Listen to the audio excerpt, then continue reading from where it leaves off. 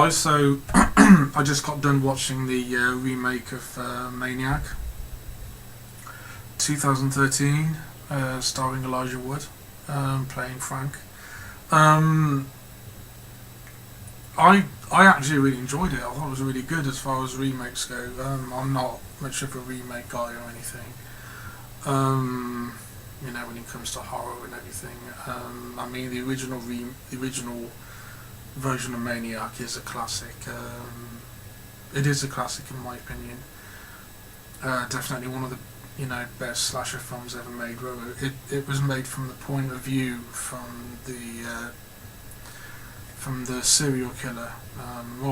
Peeping Tom kind of did that obviously first, way before Michael Powell's Peeping Tom. But it didn't technically feel like an actual slasher film. Maniac was at the time caused a lot of controversy, a lot of problems. It was very extreme, very gory, and it still is to this day. Considered to be very misogynistic. It pissed off the feminists and everything, which is always a good thing in my book. I mean, it was like loads of other it made you sort of sympathise, have some sympathy for, the serial killer, Frank. So when I saw the trailer, when I heard about the remake for Maniac, and considering it was starring Elijah Wood, I was very intrigued by that. I was very intrigued because I mean I've like when I saw Elijah Wood's name attached to the Maniac remake. Obviously, a lot of people were thinking, oh no, not that Hobbit from Lord of the Rings and stuff. But obviously, he was in Sin City, and if you've seen Sin City, he's a real creep in that, man. I mean, he's like a cannibal. He's a creepy character in that film. Like he's blind and stuff, and even Mickey Rourke has problems kicking his ass. You know what I'm saying? So that's kind of saying something. I was intrigued by that, and one good thing about this, I'll never be able to see Frodo, the Hobbit, in the same way ever again in the Lord of the Rings film after this. No way. Plus, it's always good to have actors, cast against type.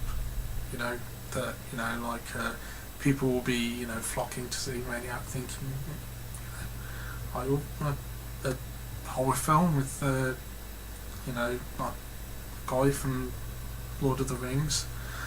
He gives a really good performance, man. Because it's the whole thing is shot completely point of view, like Gaspar Noé's Enter the Void. This adopts the same approach as Enter the Void, but this time it's a serial killer film shot completely from the point of view, first person perspective of the serial killer Frank,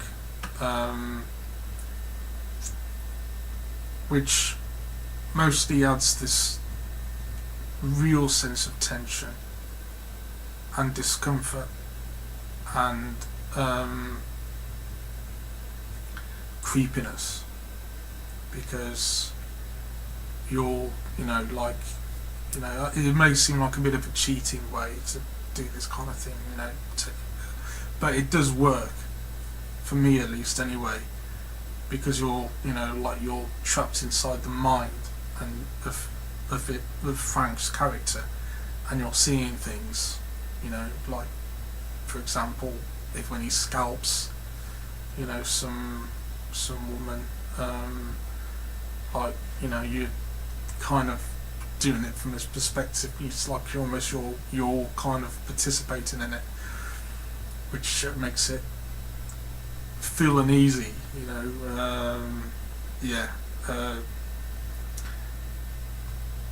I really enjoyed it.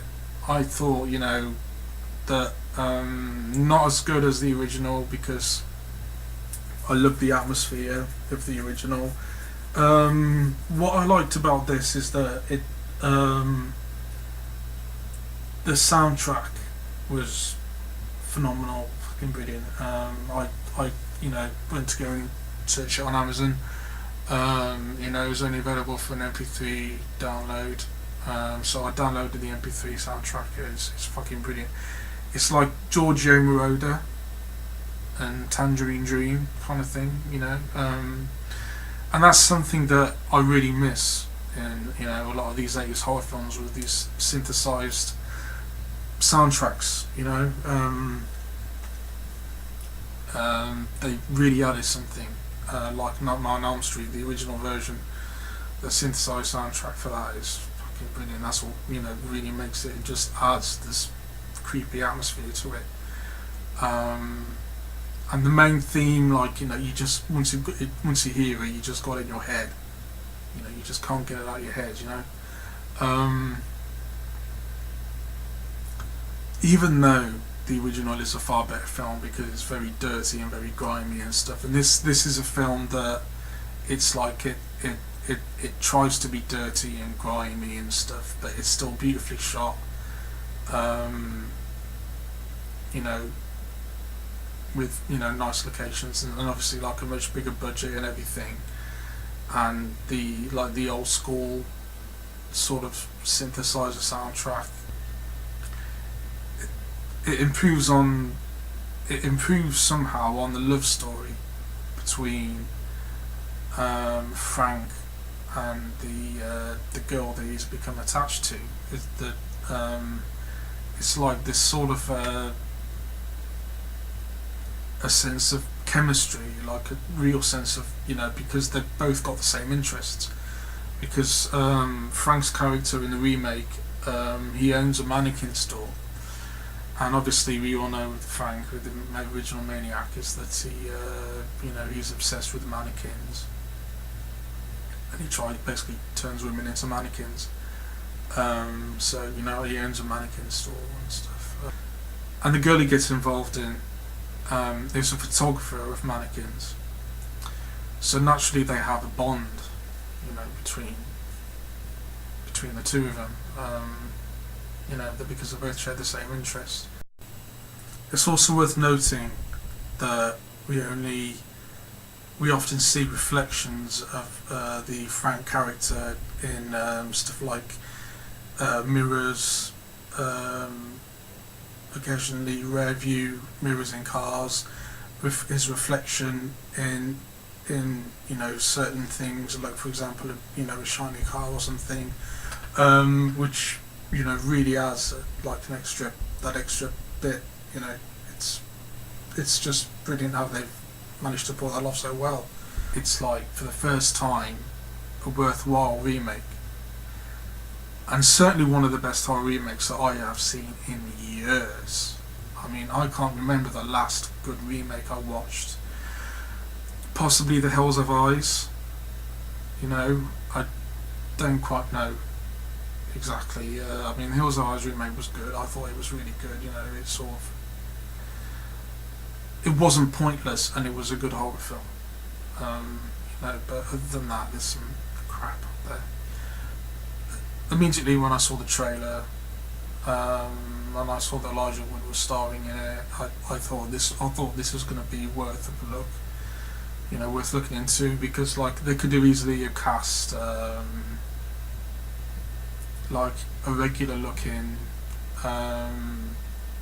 sort of Hollywood star,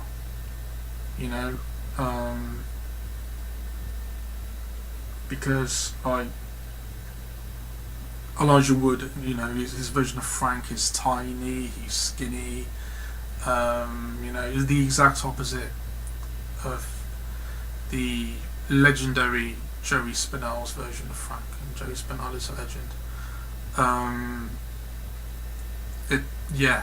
Because his version is like a guy who he kind of looks like he's out of a 70s porn movie. He's got a big ass moustache.